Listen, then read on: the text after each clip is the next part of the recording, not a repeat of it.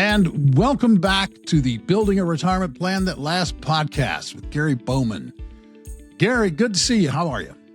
I'm doing great. How you been doing? I've been doing really well, thanks. I've been doing really, really well. I'm enjoying this. You're on episode number 4 now. I'm going to stop mentioning episode numbers here really soon. But as I told you last time, most people don't make it to 4. So a little mini celebration is in order here. So congratulations. Overachiever. A big overachiever, Gary. I don't know here. This is good. No, this is great. And it's a good podcast. And last time we talked about creating a paycheck that's sustainable in retirement. This time we're going to talk about a more fundamental question, actually, which is, are you ready to retire? So, yeah, do you have a checklist here? Do you look at signals? Do you, how do you work with your clients to help them understand there's more to being ready to retire than just achieving that number that you've been talking about for the last couple of years, and you hit it, but does that mean you're ready to go?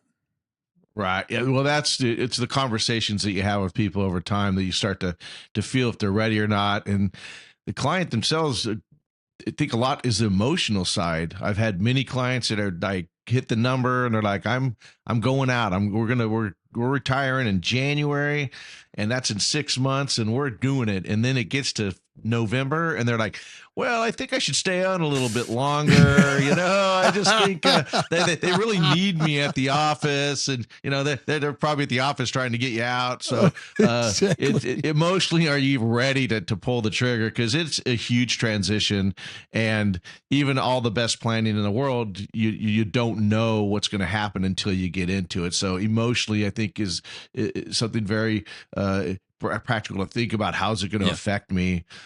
And your preparedness would be like with doing all the stuff we were talking about with a comprehensive plan and your lifestyle and things like that.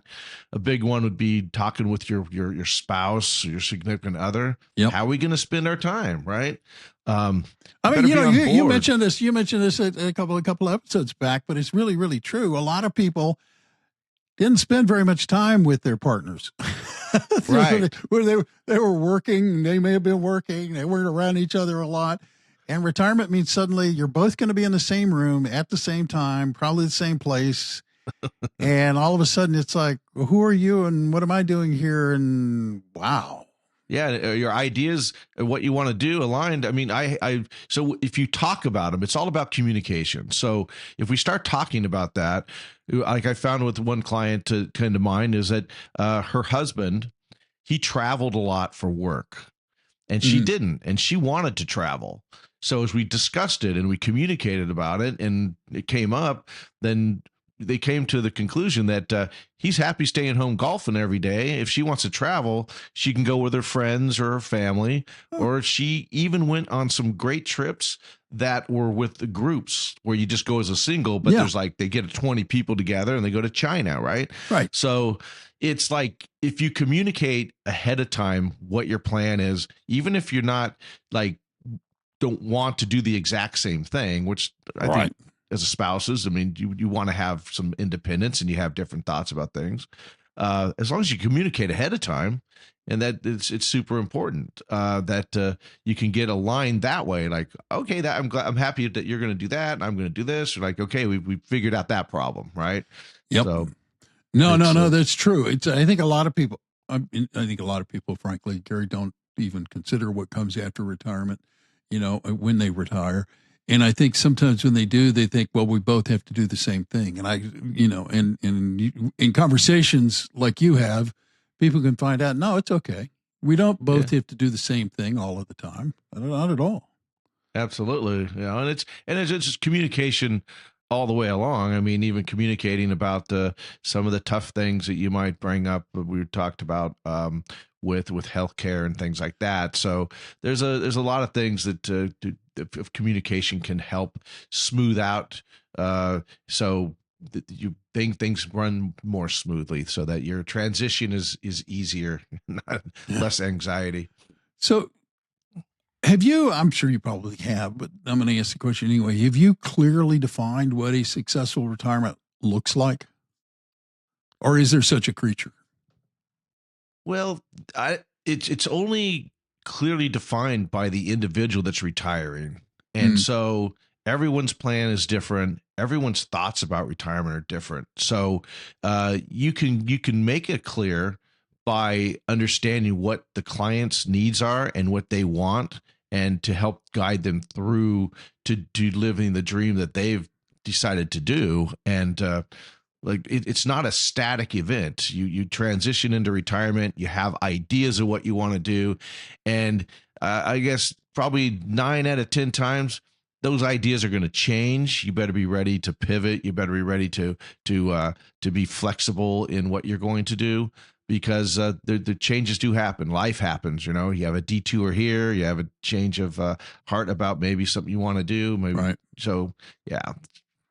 No, it's true. It's true. I would imagine being flexible probably is pretty key at that point in your life. Yeah, I agree. You have to be ready for changes, because they happen. Life happens, and change is part of life. There is certainly no getting around that. We talked about, like, the last episode was creating a sustainable paycheck. Suddenly you're working for yourself. Really, you're paying yourself in retirement. How do you work with your clients?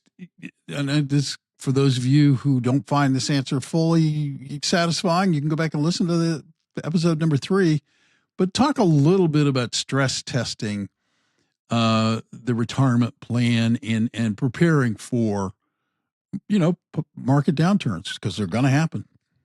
Well, the stress tests that I do, that I would suggest, is that you build your plan based on your income from your interest and your dividends and your income streams, that they're going to cover your expenses.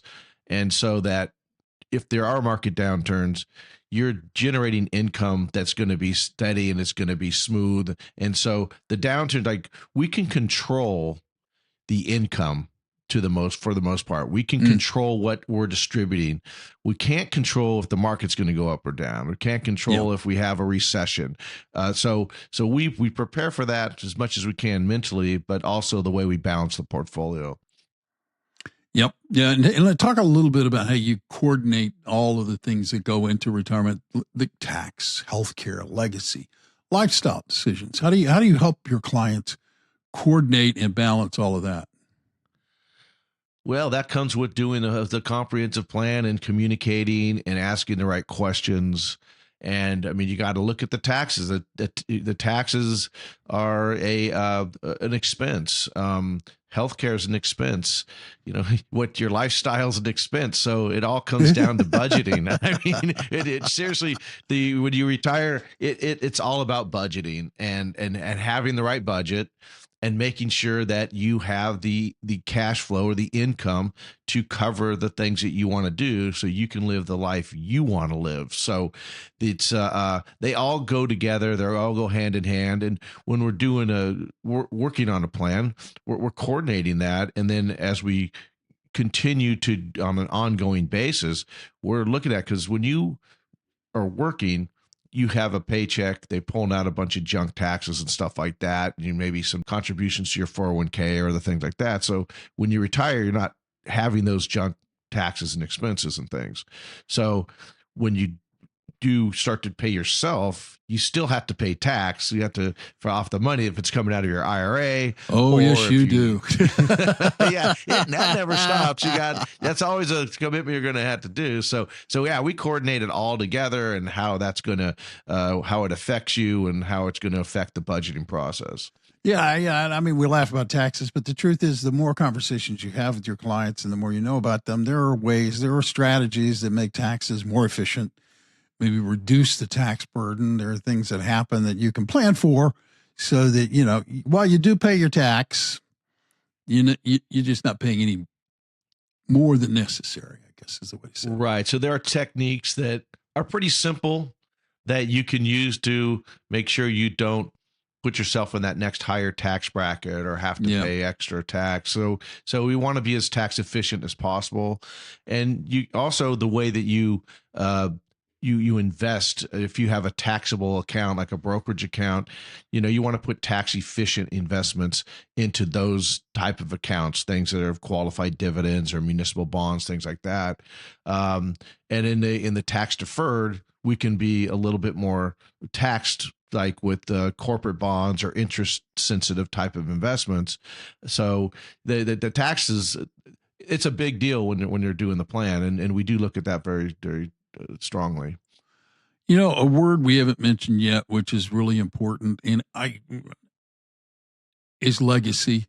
I don't know if I'm curious if most of your clients thought about the kind of legacy they want to leave behind, or is that when you asked that question the first time that they've really maybe even ever thought about that? Most of the clients have an idea of the legacy that they want to leave behind. Most of my clients, just from my clients that I work with, Yep. are very much want to take care of their family, take care of their children, their grandchildren, and that's always a big focus for them. So they have thought about it. They might ask, how do we do it? What's the best way to do it? Who should we talk to? I mean, these are things that you'd probably want to get a professional that, like an attorney or someone that Sure. deals in this more, right? So, but it comes up in conversation, and most of the people I deal with, because they have saved a lot of money and they do have a decent net worth, that they want to make sure that they take care of their people. It's important to them. How do charities figure into all of this in terms of? I'm assuming that there are probably a fair number of your clients that are like, look, part of the legacy is not just my family. Part of the legacy is I have an organization or a group that I've supported for some time that whether it be a church or whatever it may be. Do you have those conversations with folks? Yeah, it's also a conversation that you have as part of the overall plan. If that's something that they are looking at, a lot of people, like with their church, things like that. That's usually a big one. They're usually already tithing and giving money to the church, Yeah. and so they that's a big one. People that don't have any children, have a few clients that don't have really people to leave the money to. So that's a question that comes up. One of our friends, she has a she was working on her legacy, and so she's giving part of her legacy to a cat company that takes care of cats. Oh yeah, sure. So, yeah. So, I mean, like I said, your plan's your plan. You can do whatever you want. I mean, Exactly. I love cats. I love dogs. I love whatever you can leave it to whatever you want to leave your legacy how you want to leave it. It's just all about the client. It's all about the individual. Yeah. So what unfinished conversations could create problems? I mean, we've talked about a lot of these things right now, but what are there any kind of conversations that could create some serious problems later if they're not talked about today? Well, the biggest ones are the health care and what's going to happen if someone gets disabled or they're just aging. I mean, people slow down. And what's going to happen if that happens? Let's say you're traveling a lot with your partner and you guys both love it, and then one gets to a point where they are not able to travel anymore. How does that affect the overall plan and the spouse that can still travel? Are they going to have to be the caretaker? And so these are some unfinished conversations that we should really be talking about, because they do happen. I mean, you retire at 60, you're great. You're running around like a teenager now that you're retired and doing all this stuff, having a great time. And then, 10 years later, you're like, wow, I'm not quite as spry as I used to be. I wake up, I can't what get up. Happened here? It takes me 10 minutes. Yeah, you're like, whoa. So, yeah. And since a lot of people, they do retire as couples, it affects the other spouse if one totally. is unable, and if you get further into the weeds, and then it does become something where they need like full-time care, dementia, stuff like that. It's something that is, people don't like to talk about. They're unfinished conversations because they're just uncomfortable, which we've talked about in the past. And so uncomfortable conversations are things that need to be dealt with. And so sometimes it's a little harder than others to get the conversation going, but it's something to think about. Well, yeah. Hey, look, I know from experience, it's hard to get people to talk about seeing a lawyer to draw up a will. I mean, and that's a pretty simple conversation. So exactly. Yes. It's people put it off and put it off. Oh, I don't need it now. I don't need it now. So it's it happens when you bring it up, then people are like, oh, well, I've been working on this. We've been working on it for 2 years. We're almost done. Like 2 years. What's holding you back? Well, we can't decide how much the percentages. We're getting there though. We're sorting it through. Yeah, no, I somebody said to me once, well, here's the simple truth of it. You can either decide what's going to happen to your money after you die, or the government's going to decide what happens to your money after you die. Very true, and they will decide for you. They'd be happy to take it over. As a matter of fact.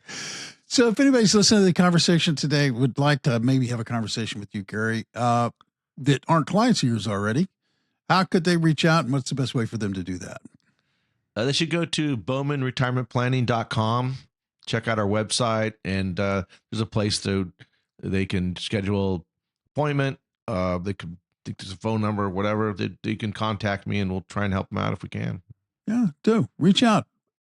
And that's the key here. Reach out and have a conversation, because maybe you find out you really like Gary and you want to work with Gary. Maybe the two of you fit nicely together. Maybe the two of you just have a really good conversation and you think that was interesting and that was helpful, and it goes no further.